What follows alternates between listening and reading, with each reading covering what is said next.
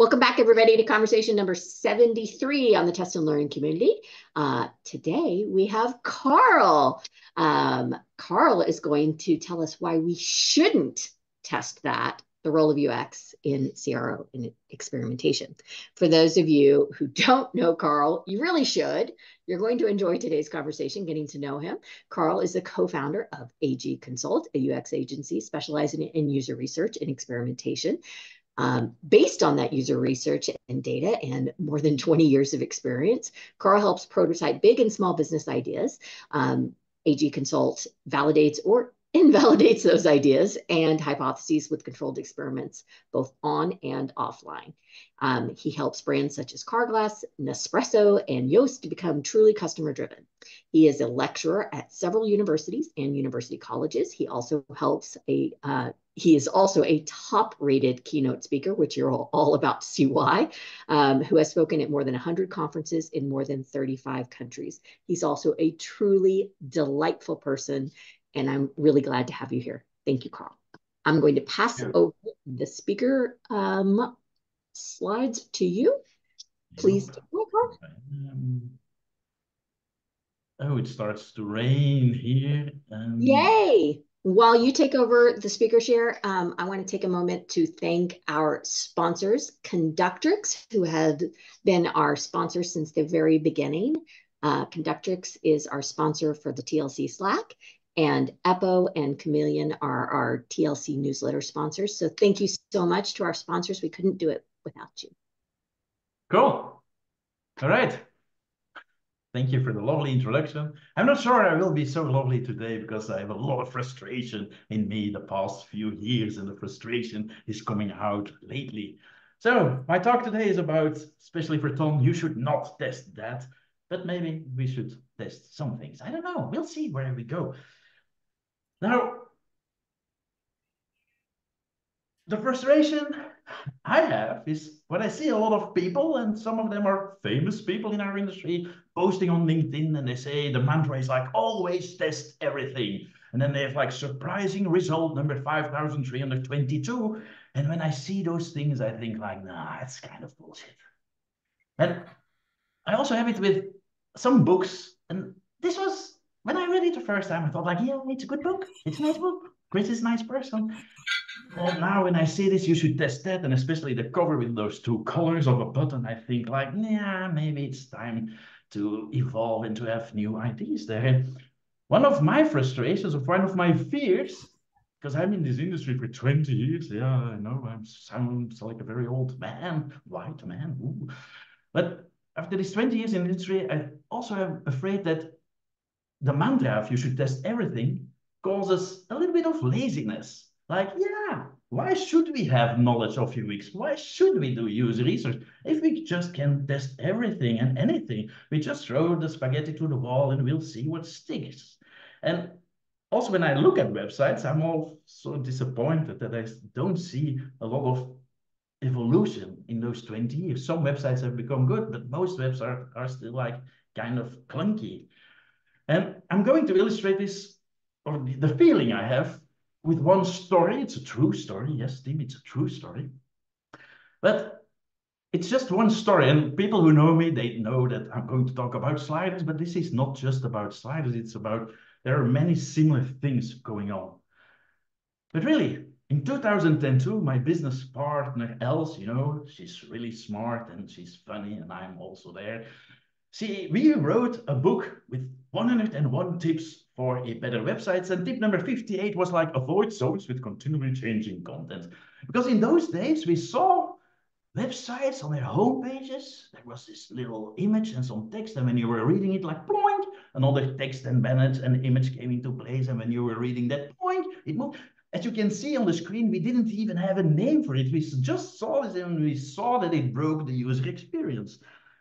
Years after, more and more people agreed with that. In 2013, somebody published the website, should I use a carousel? Which we all know, and of course the answer is no. At the same time, I started speaking at conferences. Oh, that was Conversion Hotel, where I first showed this A/B test with the sliders of the Suzuki website. So I didn't make a screen recording, so it's just a screenshot, but you have to believe me that those photos that you see at the right-hand side, after 4 seconds, they replaced one another. And our test was really simple. In the same screen real estate, we just showed the 4 banners images at the same time, which resulted in more clicks, which resulted in more people booking test drives and so on. So yeah, for a very long time, we know that sliders are bad. But what have we done with that in those 20 years since that first article about, well, don't use it? Well, let's take a look at the Suzuki website, how it looks today.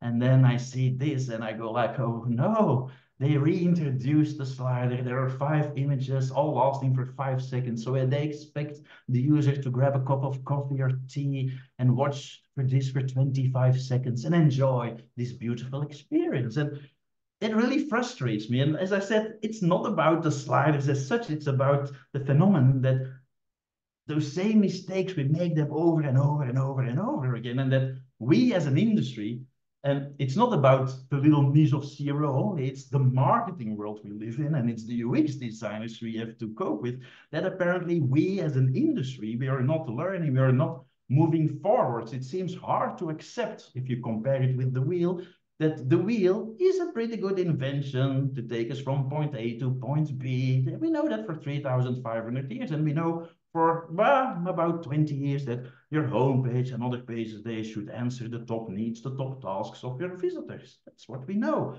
And a lot of people seems, or they don't accept it. They have the urge to think like maybe a triangular wheel will work better. And what we should be doing, and what a lot of people think that we are doing, is evolve the wheel. But maybe not. So let's start with my real talk, which is 3 parts. You should learn that. You should not test that is part 2. And part 3 is maybe you should test smarter things than what we test now. But I'm really convinced that we have to work on education, that we have to learn things. And that's where everybody involved in CRO, everybody involved in marketing, everybody involved in UX. Maybe I should write a book. You should learn that with the UX fundamentals, because the last 10, 15 years, I don't think there have been any good updates or books about this topic. Now, I'm going to share 5 fundamental UX principles with you. The first one, don't make me think. And maybe some of you think like, Karl, that's the title of a book. And yes, it is the title of a book. Don't Make Me Think by Steve Krug. It's about 20, 25 years old. It's the first book about UX conversion optimization, usability. Oh, that's an old school word, usability, that I read. And the title says it all. It's like, don't make the user think. I think Steve literally says somewhere in the book, your users should not use a millisecond of their life because they're thinking, where should I click? How does a search work? What do I need to do to find this? But for me, it's not only about the user interface, it's also about the content on an e-commerce website, like, oh, what is the return policy? Is it in stock? All these questions should be answered immediately. It's like taking away friction. Now, what I always say, if you have read the book before, please read it again, because when I look at your websites and at most of your A/B tests, I don't think you grasp the full meaning of Don't Make Me Think. If you've not read it, although it is an old book, I think it's still very worth reading it. And the content is so true. Let's go to principle number 2, which I think is an incredibly important, basic, fundamental principle. This is not UX guidelines. It's like principles. It's like big themes. It's like, don't shout for attention. And I know I'm always shouting for attention, but this is part of the website and the web experience. So don't shout for attention, give attention. In marketing, sometimes you have to shout for attention. That is your billboards, your commercial, that's the advertising part. But once someone is in your physical store or on your website, you don't have to do the advertising anymore, but you have to give attention to the user needs, to what they want, to answer their questions. And yes, this is about the sliders, because the sliders, they are a cry for attention, and you still see them, and that's what frustrates me. But look at this slide. Oh, you can't see the call to action in this one. And then if we wait for another one, we will have a magenta button on a magenta background. And this is just one slider, but there are like 3 or 4 usability mistakes inside the slider itself. But we know that sliders are bad. And then we reinvent the wheel, because what do we do? Do we think like, yeah, okay, that shouting for attention is not a good idea? No, we try to find a triangular wheel. And after, okay, the sliders never disappeared, but after, in my opinion, the sliders, they became the video background. So beautiful. This is the website, or was the website, of the biggest bank in Belgium. And every month, oh my God, they had a new background video. The top tasks were pushed down. We had some people in user testing, they put on the sound of their computer because they thought that these people were saying important things about the website. But it's just a distraction. And when I asked designers, why are you doing this? They said, yeah, otherwise the website looks so boring and there are so many other websites, they do it like that. And I'm like, no, that is not true. You don't see it on the booking.coms. You don't see it on the homepage of Google. Oh my God, help me for that. You even don't see it on Netflix. And Netflix, they sell you things that move on the screen, but their homepage of their website is static because they know that movement is a distraction. And even in the case of Suzuki, where we ended up with those 4 banners, for me, that's our 4 cries for attention. Oh, I knew it was coming today, but I will not answer the door. It's the delivery man. 4 cries for attention. We removed 2 of them. We only kept 2 because less is more. And we had more clicks on those 2 banners instead of 1 banner. And this is also a very old principle, the less is more thing. And even when you have 1 banner, it's still a cry for attention. And in this case, you can see the screenshot, it's like huge, and it says like min 50% discount. But as you can see on the click heat map, almost no clicks. This is a furniture store. And what we see is that people, they click on what they come to do on the website. They click on séjour, it's in French, but that is your living room. It's the eating room, it's the sleeping room, it's the your office, the kitchen, because that's the intention that people come with to the website. And it's not because you make something big on the homepage that people will start clicking on it. You have to answer the needs of your users. And the funny thing is, when we replace this big banner with like 1 sentence, we like discover the new promotions, there were more people clicking on that 1 sentence than on the big banner. So, and my story is not about sliders, it's not about the banners, these are examples of the basic fundamental principle: don't shout for attention and give attention, because even for those who are as old as me, the sliders were not the first example of, hey, look at me. Because before that, you know what we had? And I think I made the first one in Belgium when I still was a designer. I made a flash intro to a website, because then it moved and things. And that's what we see. It's always the same crap going back in different forms. And I think it's very important that we know those things so that we stop doing or making the same mistakes over and over and over again. And another principle that for me, or that we see as a company, is incredibly important is the idea of the top tasks. I've already talked about it, yet you answer the needs of the users, what they're coming for. We didn't invent it. Jerry McGovern invented it. Was one of my heroes. I've met him a few times at conferences, very happy. I think here we are laughing with some websites, but then here we are crying with how bad most websites still are, and that we don't see an evolution. And really, we don't see evolution. This screenshot is from earlier this week, posted by Jacob from Good User Interface. And he posted, and it's like, is it better to show top category links on listing pages? Probably, possibly, likely, maybe, perhaps, yes. And I'm like, oh, what? Are we still talking about this?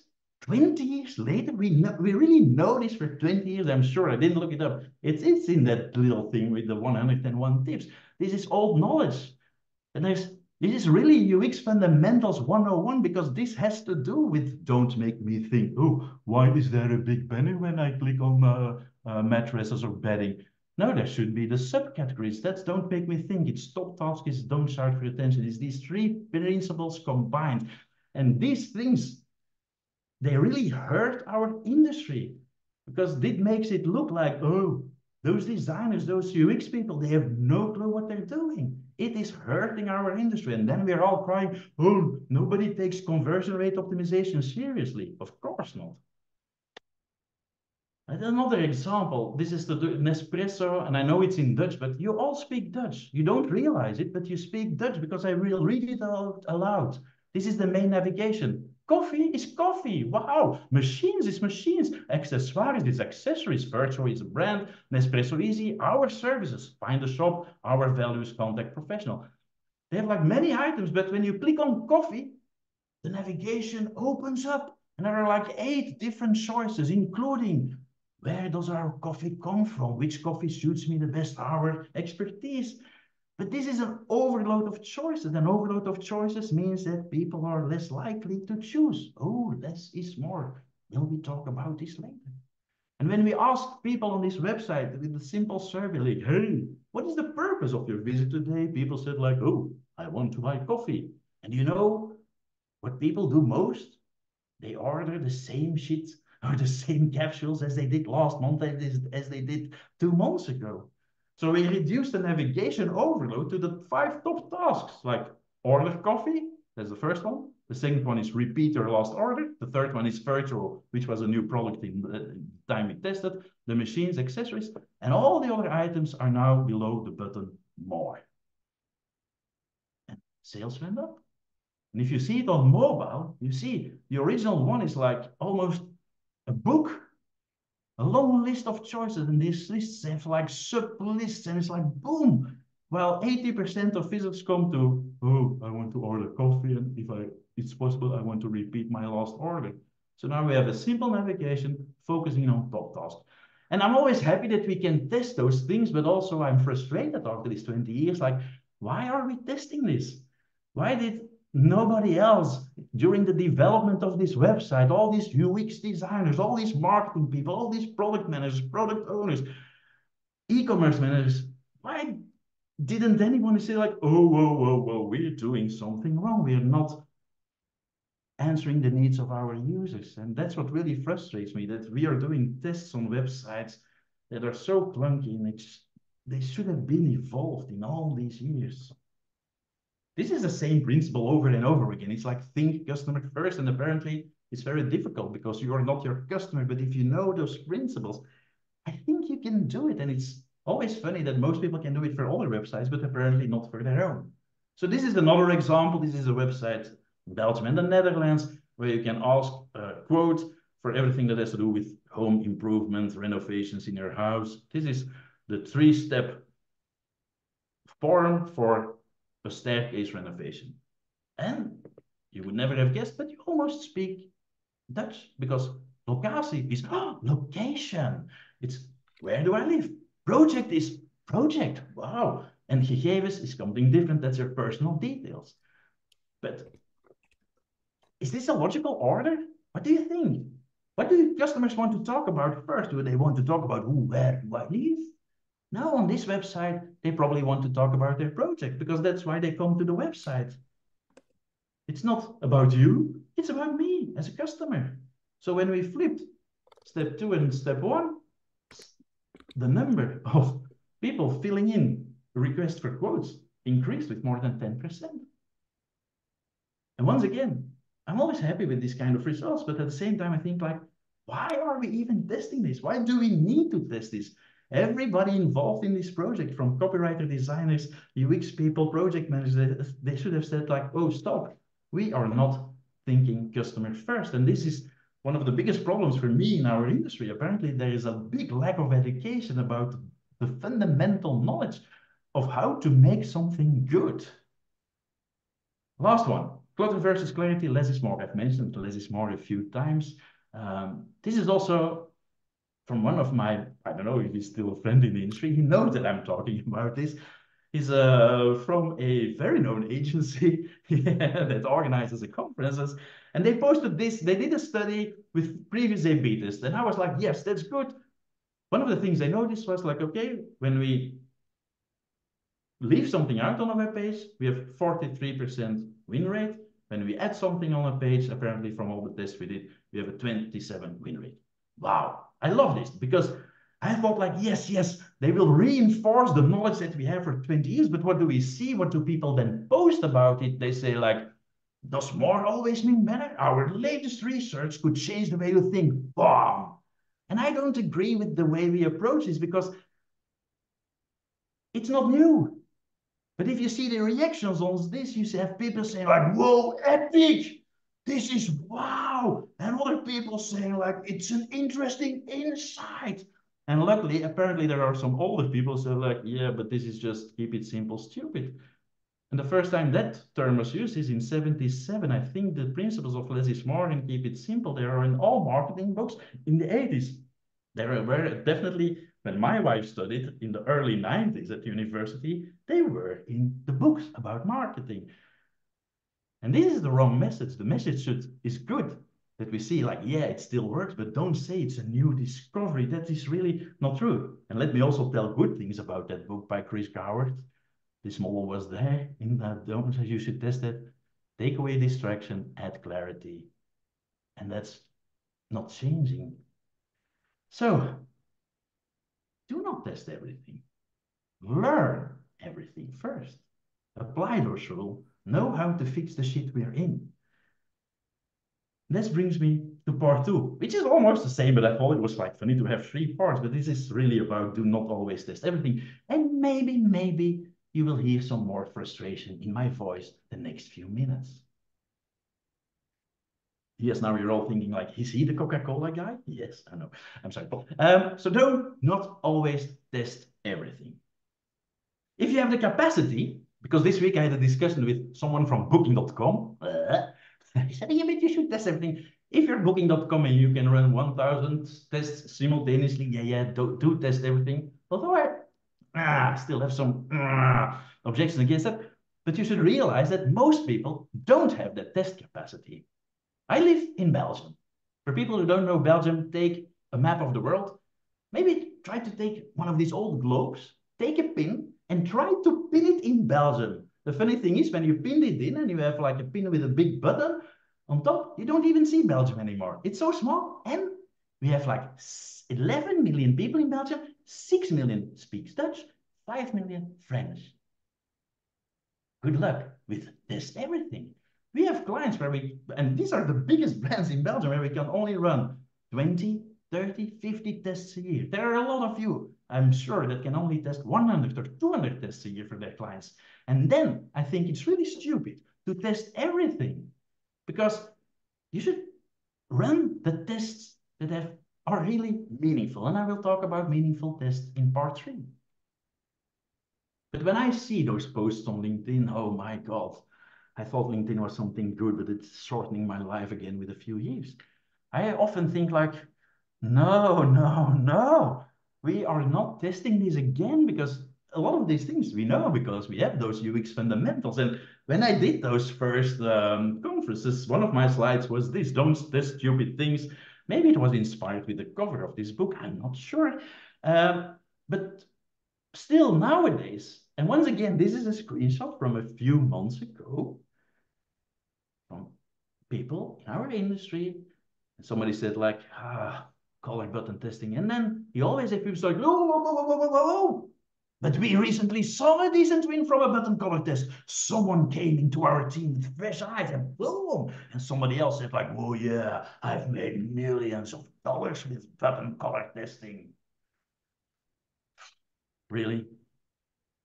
I don't think I believe it, but maybe I believe it, because this is also a screenshot I took recently from an e-commerce website. And if you have like a colorless website with a gray button, yes, if you change that button with the color, it will probably stand out and raise your sales. But once again, this is a fundamental UX rule. Your button should be big enough and the color should stand out. And it's best that it's the opposite of the base color on the color wheel. And that will work for 99% of websites. Oh, but there's 1% exception. Yes, that's with all the tools.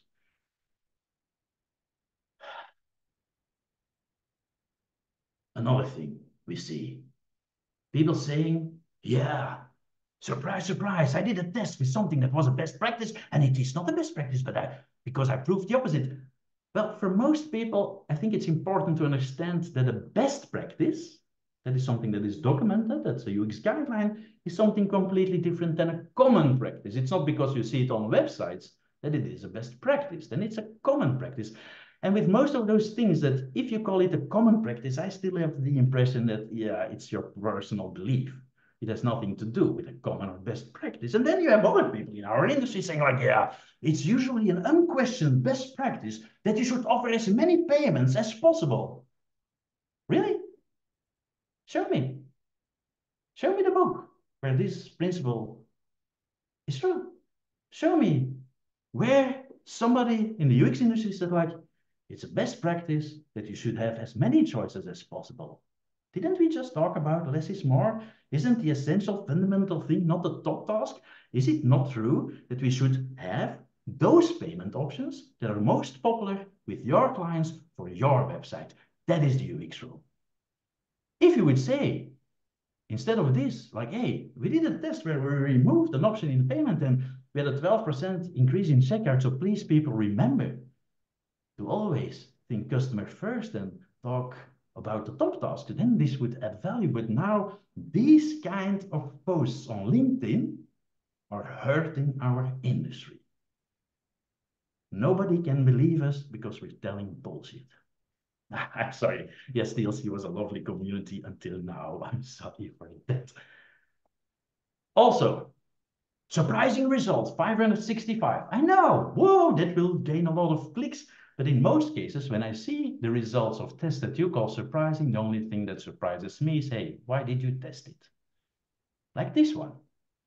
Well, we added in the form of authority social proof to a subscription website, and we added social proof, and guess what? We now had a decrease in conversions. And I had a lot of opinions on this, but then there was this very smart and extremely funny woman who said, if lack of social proof isn't the problem, adding it won't be the solution. And that's always the case. It's not because we have a lot of psychological principles that they will work anywhere, everywhere. We have to know what is the problem and what can be the solution. And this brings me back to, you should not test everything. You should not take those 50 psychological principles and then try number 1, try number 2, try number 3. No, what is the problem? What is the solution? Once again, you probably don't have the test capacity for all those things. So, part 3, last part. You should test, if you're not booking.com, what really matters. A few months ago, one of the biggest shopping, supermarket chains in Belgium came to us to see if we could help them with their testing program. And when our lead CRO, Joey will be on TLC in a few weeks, opened their dashboard, they saw something called banner test 30B, which proves that they already have done at least 31 banner tests. And they didn't have had any winners with all those 30 banner tests. They were just changing things around. And that's what we often see, and that's what I often see, is that a lot of people are still or a lot of experiments are cosmetic changes. Most of them will not make a difference. Some of them will be losers. Some of them will be winners. But those winners, is it important? Because most of the time, they won't have a long-term effect. Because the effect they have is on that page, in that version of the page. Because if we change another color on the page or another thing, then maybe that first thing that we changed a few months ago will not have the same impact. It's very temporarily. It's not that we can take big learnings from it, and we cannot apply the learnings from that A/B test to other parts of the business. We cannot use it in other channels. It's that for that page. And that is not our business. Our business is not changing web pages. Our business should be changing businesses, helping businesses to sell their products in a better way to make their clients more happy. We should aim for long-term impact tests. And there are many things you can do, but I think there are 2 very important questions you can ask. To find the answers that you can test and that can have an impact on your business as a whole. The first one is, why do people buy from you? Why do they buy your products? What do they like about you? What do they like about your products? I'm going to give 2 examples of this. The first one is from Yoast. Yoast, they have a plugin for WordPress, SEO plugin.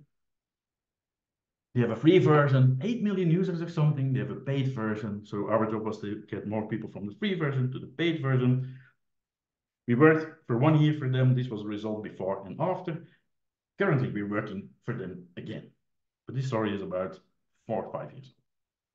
So they have a 1 page, 6 reasons to upgrade to the premium version, which was like a rather long page, a lot of things. We did a survey. We asked on the site, but mainly in the plugin, people that had the premium plugin, okay, what is the main reason you bought the plugin, or what are the features you like the most? And the answer, I will translate it to Yoast, but this is not typical for Yoast. It's what we see almost every time we do this survey. We see that the features, and especially the top features that are mentioned by a company, are completely different than the features that are mentioned by users. For example, and you probably can't read it, but in the list of Yoast, number 5 is like new features first. You get the new feature first. 5 years ago, and even now, we don't see that. A lot of people say like, oh yes, one of the advantages is that we get the new features before the free users. No. Number 2, in the right-hand side, which is the version in this case we tested, is preview in social media. This was not in the list of Yoast. So that's what we often see, that the features that people like, the things that people like about your product are different than what you think you like about, that you think that your people, users will like about the product.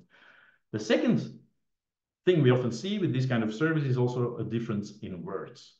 The vocabulary that users use to describe your features is different than the vocabulary that you are using. For example, in the case of Yoast, I think number 4 there is no more dead links. And that has to do with the redirect manager, which Yoast mentions, the word redirect manager, but most people don't use the word redirect manager in those days. They said like, whoa, the cool thing is when I delete a page on the website, I don't have a dead link. Oh, and that's really important to understand. And for this, you have to do user research. But the good thing about these kind of changes is they have a long-lasting impact. They have nothing to do with the design of your website. You can take these things and you can use it on your YouTube channel. You can use it in your other marketing channels. You can use it everywhere. These are deep learnings about the way your consumers or your potential customers see your products that you can use in every other channel. Another example, and I think it's a very good one. This is a website called Lamp and Light. You never guess they sell lamps and lights, so it's a good name. This was their homepage. And one of the things one of our friends in the Netherlands, Mint Minds, found was like, wow, a lot of people are clicking a bit lower on the page. Here is specifications. You see, you can speak all Dutch. Specificaties is specifications. And there's a link here, show more. And a lot of people, they clicked on show more. You could see it in the heat maps. This is the button show more. So apparently, a lot of people want to see a lot of specifications. This is on mobile. So that is, yeah, what are people doing? And then they started to do A/B testing. They said like, okay, maybe we just open the specifications so people don't have to click on the show more because they want to see specifications. We just show the specifications. Another test was like, oh, people read from the left to right in our part of the world. So we put the specifications to the left. So they're more in line with the F pattern, which doesn't exist a lot anymore, but it's on the left-hand side. Good thing. They tested on mobile, also with the specifications open, so you don't have to click on it. They even put a link on top of the page to specifications. So they did a lot of A/B tests. The results? Nada, zilch, rien, knots de knots, nothing.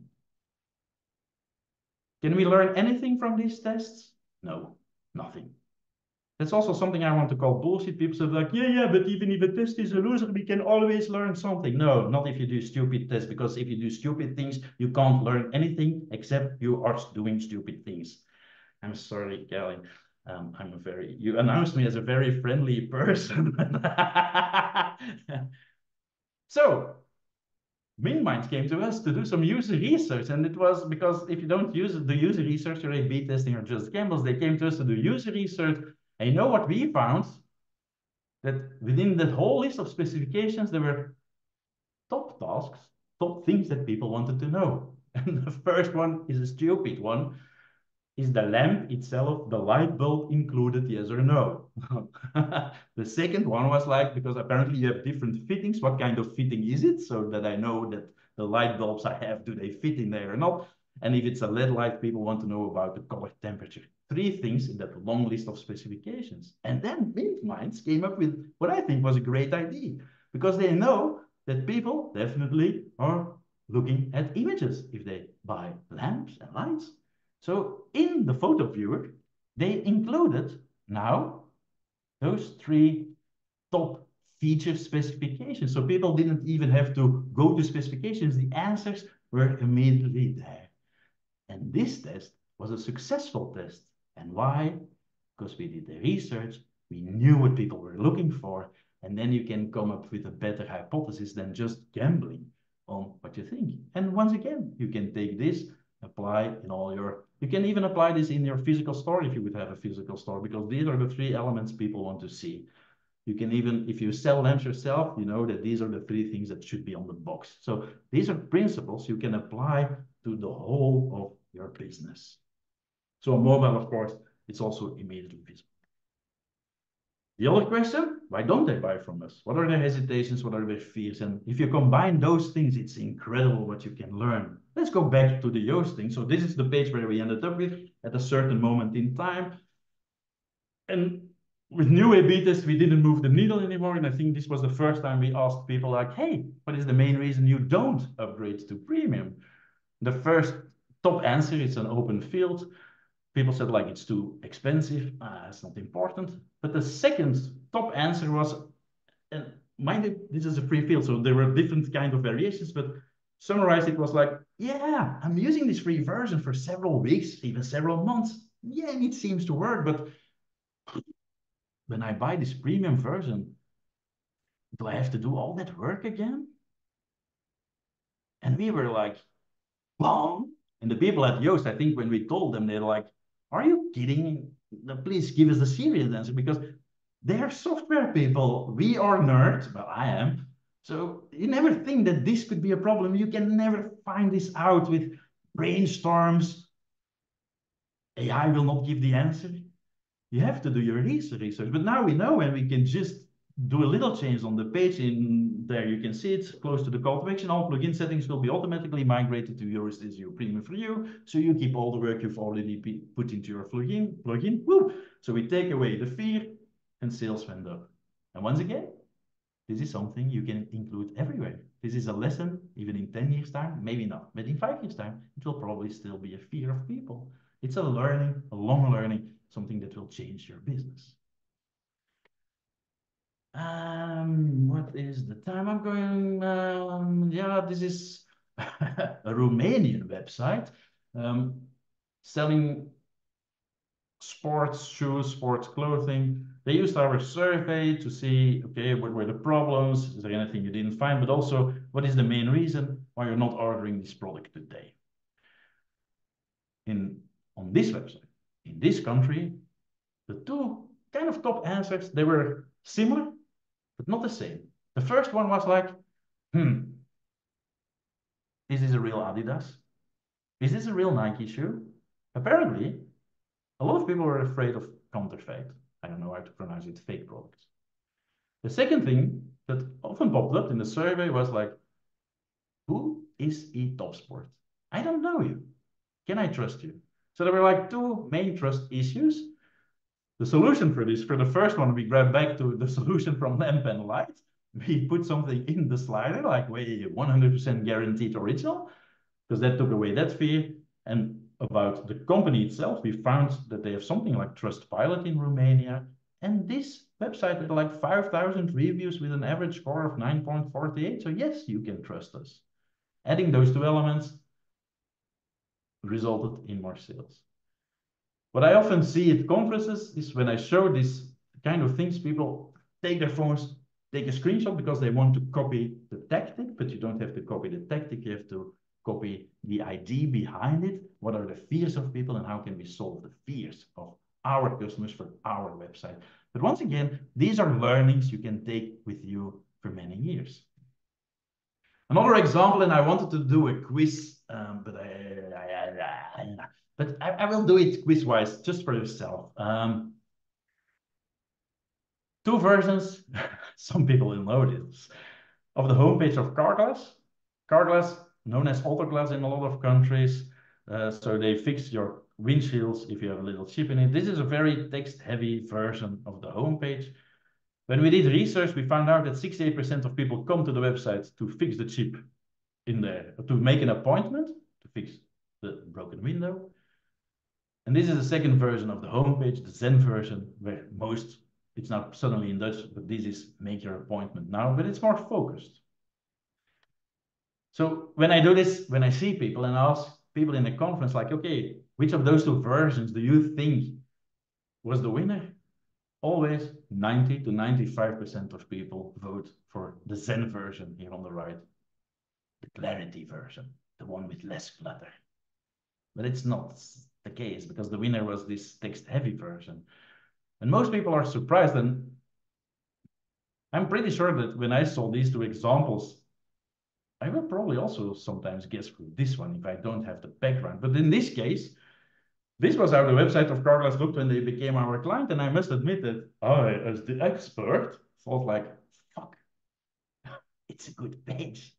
What do we need to do? Maybe we should change the color of the button. No, I didn't think that one. I was really like, wow, this is a good page. And yes, we did our research. 68% of people came to make an appointment. So it was like, damn, it's a good page. But then we realized that not 68% of people made an appointment. So there was something going on because people came to the website to do something and they didn't succeed. So we did one of those exit surveys where we asked like, hey, before you go, what is the most important reason you didn't make an appointment today? And then people started to answer. And what they answered was like, hey, how much does it cost?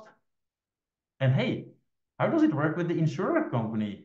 Is there any paperwork I need to do first? Do I ask their permission first? And do you give any warranty on the work you do? And if you have to replace my window, is it a cheap, fake thing, or is it the same quality as with the official car dealer? And please tell me, is there a Karl Gilis center near me? So what you see here is not a cluttered homepage. It's a page with a lot of text, but it takes away the fears, the top 5 fears of why people didn't make an appointment. So that means that it adds clarity for the visitors who have a chip in their windshield. And that's an important thing to remember. It's like, it's not always less, it's more. You have to take away the clutter and you have to add things that take away fear, that add clarity to things. I think I can do a session about clarity versus clutter for ages, for an hour at least. But it's really important to understand those things. So, and oh, yeah, that's what this slide was here. Throughout the years, the homepage of Karl Gilis evolves from this one back to kind of this one again, like a very design-wise, very clear one. And now currently, this month, we're almost doing the same A/B test as 5 years ago. And I'm so curious to see the results. Of course, the design has evolved, but we're just adding again those elements just to see. And I guess it will have a positive impact. And I was so happy to also see the TV commercials, the radio commercials of Karl Gilis in Belgium. They now always include one of those 4 elements. And that is what A/B testing should be about. Things that you learn online because we can measure things, but that can be used throughout the business in all marketing channels, in all things that users and visitors see. So my talk was not about you don't have to test anything. My talk was about test what needs to be tested and tests that are meaningful and have a long-lasting impact. Thank you. Thank you. All right, that was it. Guess what? You have questions. Oh no! Else, can you answer them for me? You're going to love these questions. Your first question is from the beloved Tone Vesling. Wow, who would have guessed that? Who would have guessed? Okay. Aw. Greetings from Carglass. Tone Vesseling asks, if an organization can automatically let every line of code change, not only for security and performance, but also for UX impact, and conversions, should they do this? He says your aggression against testing everything seems to be about teams testing basic UX principles and not testing stuff that could really move the needle. But what if they ship, if what they ship is validated on release? They still should focus on stuff that could make an impact, but do they test everything? Is that what we should be looking for? You should test as much as possible, and then it's always difficult to decide. If you don't have the, if you have the bandwidth to test everything, and especially also codes and the features and all these things. But if you don't have the capacity, I think the focus should be, in the ideal world, on the meaningful tests that have a long-lasting impact, that have deep learnings. But the problem is, I'm sorry for the developers in the room, but most developers seems to have the same knowledge as UX people. Karl, are you really saying those things? So yes, the problem is that a lot of code is like completely broken. But yeah, in the ideal world, yes, test it. But I think if you have to choose between a code test or a meaningful test that can have a long-lasting impact on how to sell your products, I would go for the last one. Christopher Rotler. We do agree, Carl, because even with booking where they test everything, I'm sure they can fire half of the teams because they're doing stupid stuff. Sometimes I see stupid stuff there on the website. Well, they just make too much money to they can hire those people. So. Yep. Christopher Rotler asked, there's a trend probably started in mobile apps to move the menu navigation to the bottom of the site for mobiles, which can be really helpful if your hands are smaller, if your phone is huge, but this corrupts the principle of where to find the menu on a website. Would you rather test it or wait until there's an acceptance from users created by others? Yeah, so yes, it's true. And there is an acceptance by users. That's what we see. It's like Facebook has those 4 or 5 buttons on the bottom all the time. So there is an acceptance there. I think on the long term, we should try to rely less on navigation and make sure that people can just use your pages because of the top tasks. As you have seen in that one screenshot of that furniture shop, you see that people are just clicking on the items in the navigation. That would be stupid if you have that navigation on mobile just hidden behind a burger icon. Then people have to do an effort. So the homepage for me of that website should be just a category listing. But yes, moving navigation to the bottom on mobile is a smart idea on some pages. The problem is if you're on an e-commerce website, your call to action will probably also be there. So then you will have, so it depends from website to website. If you're like a community website, like you can have some main call to actions there, but you can't have your menu there. And then at the same time, the sticky button, who's often there on successful mobile websites, has a sticky add to cart button at the bottom of your screen. So then you have to do choices and then you should test. Great. That's a really great point. Hey, Tone again. Are you stating, Karl, that in our experiments, we should give higher scores to tests focusing on motivation as we should for tests focusing on usability, because the long-term impact will be higher? Yeah, I think so. Yeah. And once again, I think that a lot of UX tests, once again, there was one person this week who said like, yeah, heuristic evaluation should do a comeback. And I think that's really important. And it's still how we start with all of our clients, but we often see, because it's not only our clients, they don't have the knowledge anymore of that UX principles. They think like, yeah, really? But our designer said that this would work and you said something opposite, so we should test it. And I think like, no, we just should apply those UX principles. And yes, some of them will be failures, but if we know that for 95% of 99% of the websites, it will be a success, just apply it and maybe test it later.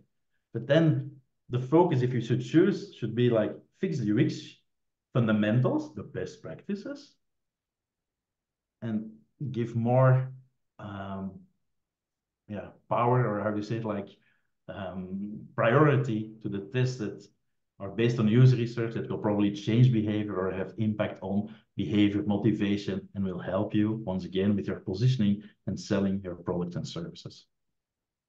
Excellent. Hey, Juliana, do you want to shorten your question and ask it out loud? It's not like a question, it's mostly like a observation. And I'm also still laughing at what Tim Stewart said with actually it's UX testing, it's not A/B testing, which is funny because it's so true. But I was saying that if you just start working with a brand and they never ran a test in their whole existence and they're shit scared, and I saw this with banks, and I think everyone that worked with a bank knows the stakeholder type of thing inside, and it's so hard to get even one little thing changed on the website. I think if you do UX audit, and of course there's gonna be some just do it type of things that are validated by data, you can masquerade some of these UX tests as an A/B test because it brings them sort of trust and confidence that next time when they will do it, they won't die if they do a bigger change. That's the Yeah, only true. Fully, for you. yeah, fully agree with that. It's also what we often do with clients, like when we're in the research phase, we do some also A/B tests that we know that Yes, will exactly. very Yeah. likely be winners. We just do it like some navigation, some sticky But it's button. good, right? Because they get so excited about it, and it's nice to see clients happy. Yeah, But at that's the it. That's same time, I all. always feel pity for people with how did the bank end up with a website with so many clunky designs? And I know that it's not a CRO problem. That's what I said. It's our industry, and we are so a small part of the marketing and design industry. So, but it's I always feel pity. Yeah, we made a new website. We just had a client like, oh, look at the new website, and we were like, oh my god. Yeah, I know. But thank you. This was such a great talk. It was so nice to listen to. Thank you, Julie. Okay, Shirley, do you want to ask your question or do you want me to? Hi. So my question was just with one of the client example. I think it's from a sports shoes PDP, and where on the original variant there was a coalesced element, but I see it from the in the variant version that element was gone. So I was just curious, do you get any insights from the research that element didn't enhance trust and that's why you remove it, or why do you remove it? The Yeah. call off element was The removed in the phone number variant. was there, yeah. But I think I'm not sure anymore, but I think there was one test in between. I'm not sure about it, but we removed the big call to action for the phone number because we saw that it didn't deliver any value. Yep. Yeah. But I'm not Okay. sure if it was in the same test or it was a different test anymore. I'm sorry. Right. All right. Thank you. All right, and I think the last question that we have time for and other questions Karl will answer in the Slack is Ezekiel. Is this a question or a comment? Okay, nope, I'm gonna skip to Tim. Tim Stewart, have you seen the Autoglass car glass adverts from around the world? And why did the Dutch version just decide to completely ignore what everyone else did since they're on the call? Yeah, they're all different. They're all different. It's the same overall brand, and there's a big corporation behind it, but every country does his own research and his own testing. There But you go. tune from car glass everywhere in the world is the same, and it was made in Belgium, invented Oh, by that is so marketing director. cool. Yeah. Oh, Yeah, that's yeah, amazing. yeah, that's a funny thing to know. I didn't realize that it was, but apparently it was like a creation from the Belgian office, and all other countries, or European countries at least, use the same basic tune. That is very cool. Well, Karl, as we all expected, today was awesome. Thank you so much. I hope we hear more from you in the future. Again, head over to the TLC calls channel. There's a lot more conversation you're going to want to participate in, including a challenge by Matt Gershoff to have a MVT test related to, I think it's crisps and Belgian beer. And I want to invite everybody to our next talk with Will Critchlow on SEO testing. That is March 22nd. And then after that, we have Daphne Tideman. She's going to talk to us about why experimentation is like making lemonade. That's April 19th. And then we're going to have, Shiva's going to be here, y'all, May 17th, talking about why hypotheses are overrated and what we're missing in our process. So stay tuned. And then, Joey's going to be here. Yay! Yet another AD consult. So we're going to have a great time. So thank you all for being here. The recording will be uploaded today. You can catch that on the TLC recordings channel and on the TLC YouTube. Thanks, Karl. Have a great weekend, everybody. Have a great weekend. Bye.